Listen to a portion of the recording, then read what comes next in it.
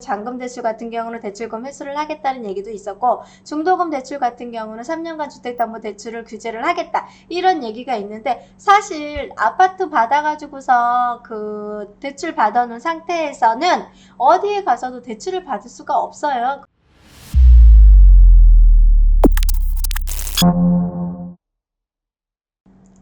안녕하세요. 세종 몽땅 부동산 정진숙입니다.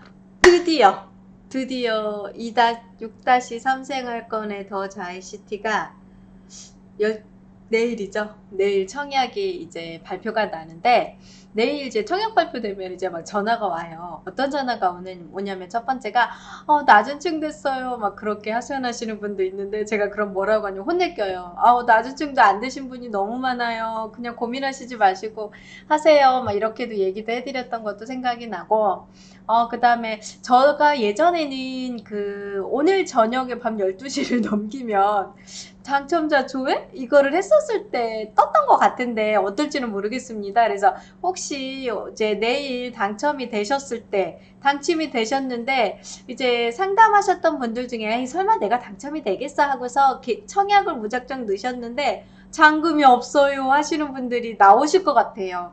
그리고 계약하면 안 되죠. 잔금이 없어 이런 문의도 있으실 테고, 또 이제 자금을 또 활용하는 방법도 여러 가지가 있는데, 이거 당첨이 됐을 때 이 잔금 대출은 얼마나 되나요? 어떻게 되나요? 세종은 투기과열지구와 조정대상 지역이다 보니까 대출이 많이 안 나온다 하는데, 제가 이거 잔금을 대출을 다 받을 수 있을까? 이런저런 문의가 좀 많을 것 같아서 제가 질문지 한 4가지 정도만 추려서 안내를 좀 해드리고요. 차츰 해서 이제 입주 질전까지 이거 당첨이 됐을 때, 그리고 지금 나성동 일대가 지금 아파트들 입주를 하잖아요. 입주하시는 분들이 잔금 고민, 실거주를 할 수 있는 상황이 안 되는데 어떻게 해야 되는지에 대한 고민, 이것저것 고민이 좀 있으신 것 같아요. 그래서 이런 고민을 제가 조금 한번 말씀을 좀 드리면 도움이 되실까 싶어서, 청약 당첨되었어요. 잔금이 없어요. 이런 전화를 좀 받았을 때 이런 얘기와 같이 겹쳐서 아파트가 당첨된 이후의 흐름과 아파트가 당첨돼서 입주할 때의 방향, 그 다음 대출 여부 이런 것들을 조금 안내를 좀 해드려 볼까 합니다.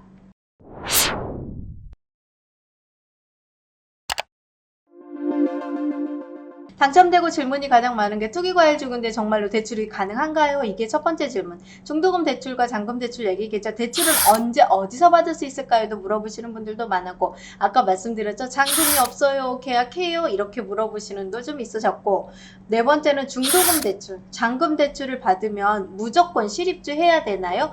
요즘에 청약 규제가 계속 생기면서 실거주 의무화도 돼 있는 지역도 있고, 세종은 또 예외긴 해요. 그래서 지역도 있고, 이런 부분에 자꾸 규제가 강화가 되다 보니 이런 부분도 질문하시는 분들도 있으십니다. 그래서 오늘 이 질문의 4가지를 하나하나 천천히 제가 좀 안내를 해드릴 테니까 제 거 채널 구독, 좋아요 해주시는 거 아시죠? 자, 그러면 오늘 한번 출발해 볼까요? 투기과열지구인데 대출 진행이 가능한가요? 됩니다. 단 만약에 지금 오늘같이 세종 자이더시티 같은 경우는 8호 초과로 진행이 되신 분들 중에 25% 추천 물량이 좀 있으셨어요. 이런 분들은 1주택 처분 조건이라는 서약서를 쓰시고 대출을 청약을 넣으셨을 겁니다. 이런 분들은 주택을 처분한다는 조건으로 했기 때문에 청약도 가능하고 대출도 가능하기는 한데, 이번에 7월 1일부터 정책 모기지 상품별로 이용 요건이 조금 변화가 됐습니다. 그래서 예전에는 주택 가격이 6억이었었습니다. 그 6억 이하로 분양가격이죠.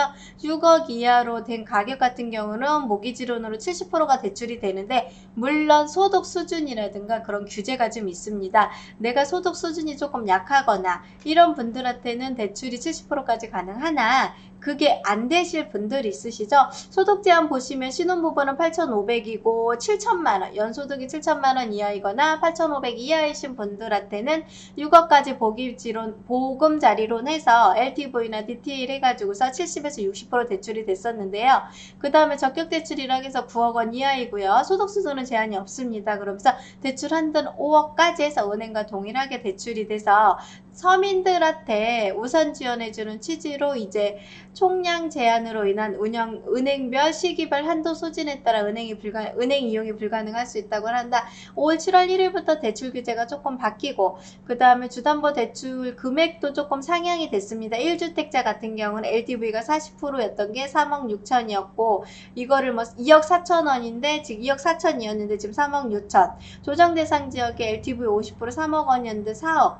그 다음에 비규제 지역이 4억 2천이었는데 뭐 4억 2천 70%까지 비규제는 상관이 없으니까 다 되고 차주 단지로 DSR 한도도 6억 4천까지 되다 보니 물론 원리금 균등상환시입니다. 이렇게 진행이 되다 보니 대출 걱정은 저는 안 해도 된다고 생각이 들어요. 그러면서 조정지역과 투기과열지구에서는 당연히 2주택이신 경우는 주담보대출이 안 되잖아요. 그리고 1주택이신 분들이 뭐 청약이 됐거나 무주택이신 분들이 청약이 다 됐기 때문에 대출 규제에 대한 영향력은 별로 없다고 생각이 드는데 그 다음에 이제 조정대상지역과 투기과열지구에는 그게 있잖아요. LTV가 9억 원 이하일 경우에는 40%, 9억을 초과했을 경우에는 20%, 그 다음에 신규 15억을 초과했을 때는 대출이 안 된다. 그러면서 DTI가 40%까지 된다.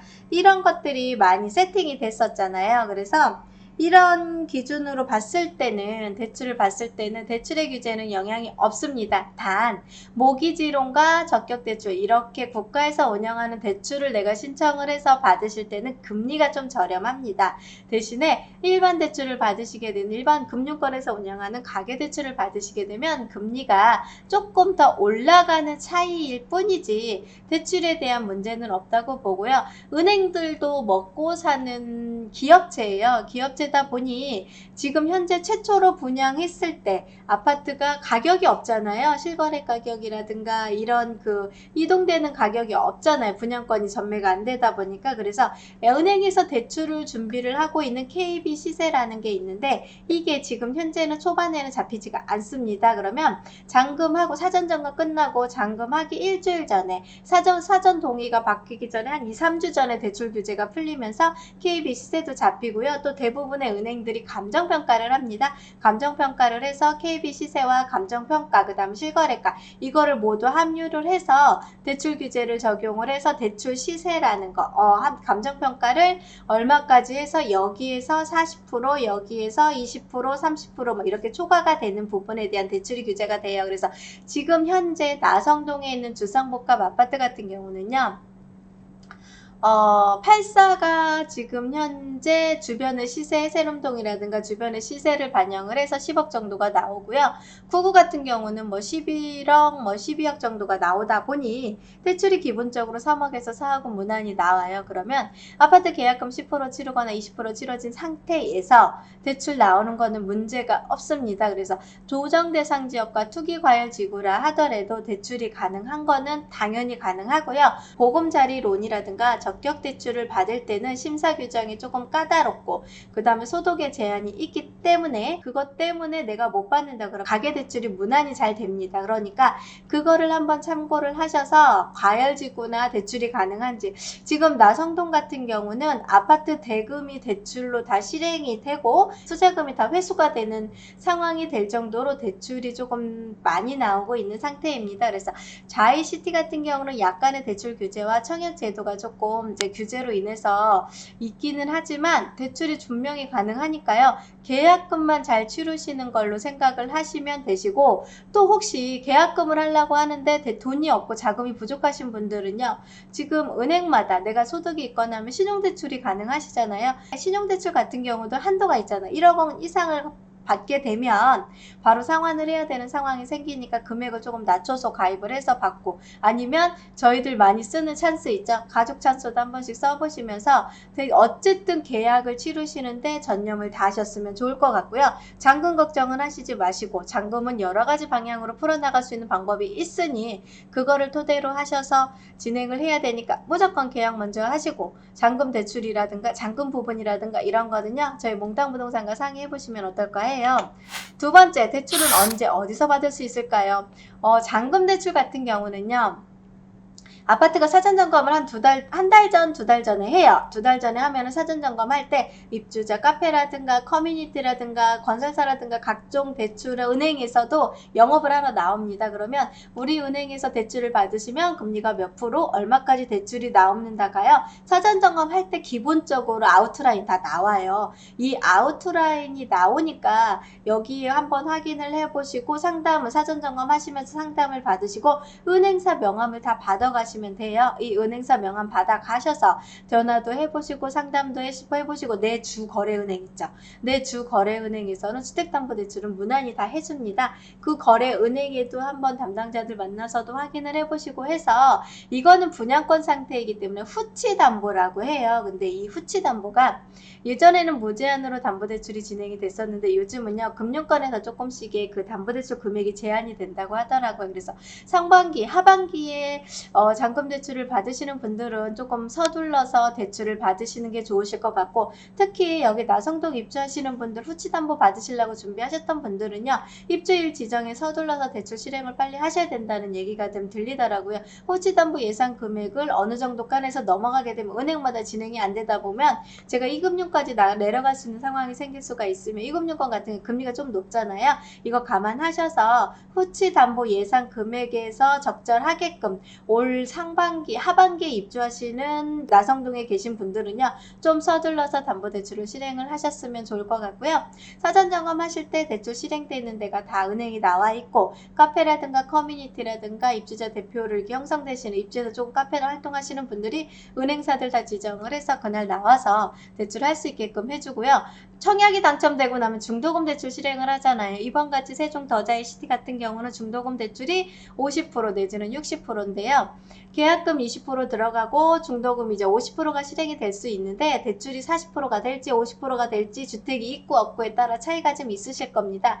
만약에 대출 중도금 대출이 내가 이제 실행을 다 했는데 잔압을 이제 뭐 10%나 20%를 내가 자금으로 지급을 해야 될 상황이 있으시다 하면 예전에는 선택지가 있었습니다. 중도금 대출을 할 때 미리 1회차에 중도금을 잔압을 할 건지 끝에 6회차에 중도금을 잔압을 할 건지 이런 선택지가 있을 때는 최고 뒤로 잔압을 좀 하시고 최고 뒤로 잔압을 하시기로 선택을 했는데 내가 잔압을 할 수 있는 상황이 안 되신다 그러신다고 하시면은요 기본적으로 은행에 중도금 대출할 때 이거 잔압 안 되면 어떻게 될 거예요? 한번 뭐 그 계약서 사항에 뭐 계약이 취소가 됩니다. 뭐 이런 사항이 있는지 한번 체크를 하셔서 거의 없었던 것 같습니다. 없었어요. 저 때는 지금까지 제가 계약하면서 중도금 대출 잔압 여부에 따라서 계약 해지 여부가 거의 없었고 건설사도 쉽게 계약 해지를 안 했던 것 같거든요. 그러니까 그것만 잘 체크를 하셔서 중도금이 조금 부족하시다. 그러실 경우에는 당연히 조금 잔압 연체하는 방법을 좀 활용을 하셔도 괜찮으니까요.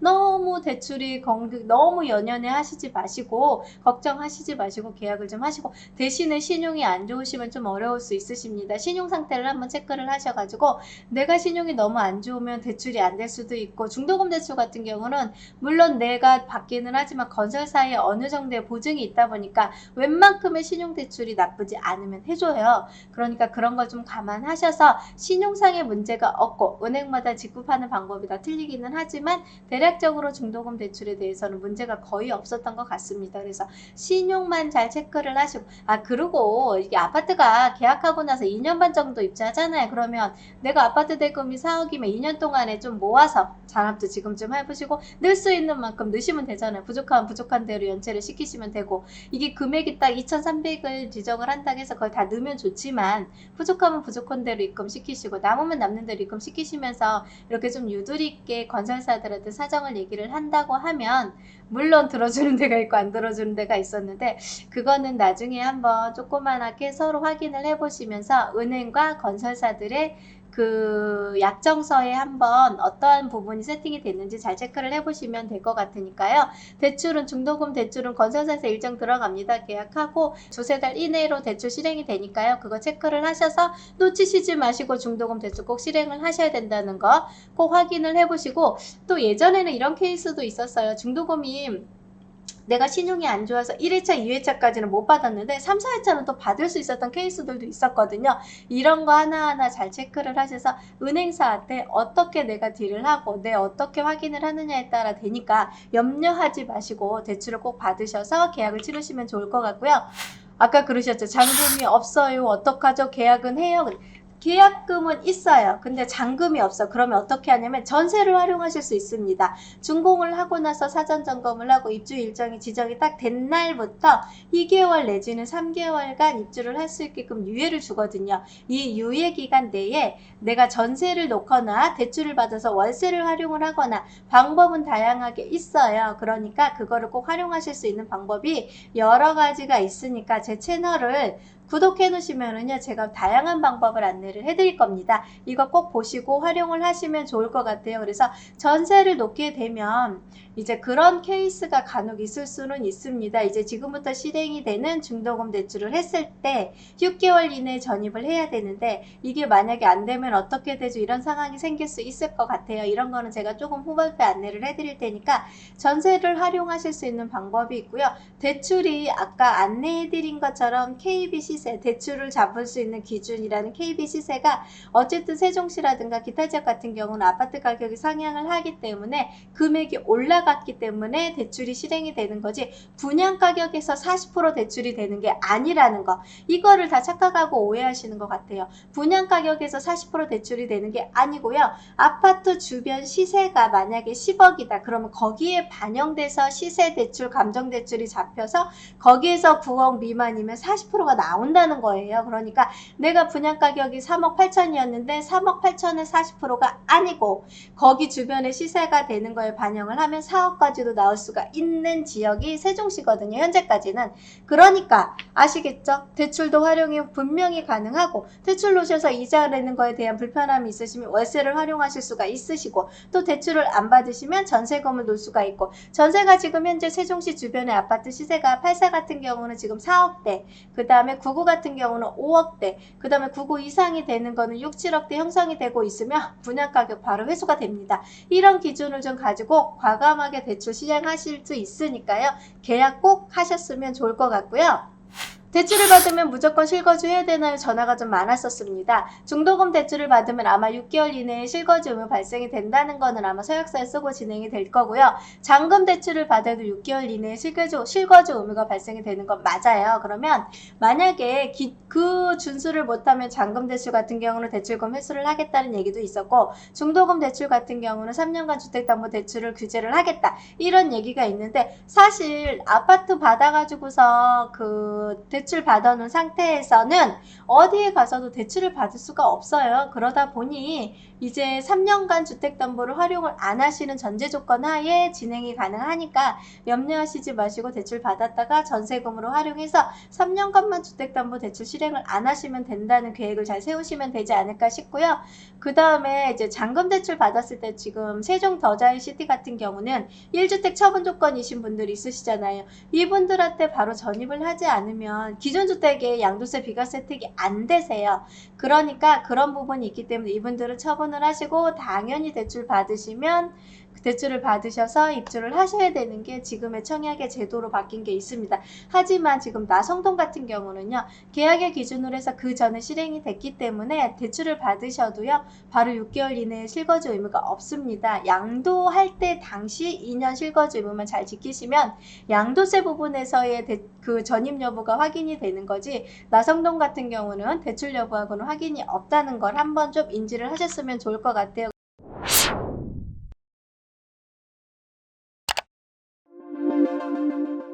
이번에 내일 세종 더자이시티 청약이 이제 발표가 되면 당첨이 됐는데 갑자기 잔금이 없는 게 깜깜하셨던 분들은 제 채널 보시면 될 수 있구나. 계약 무조건 하실 수 있는 방법을 연구를 하셔서 계약에 올인하셔서 계약하시고 잔금은 2년 반 후잖아요.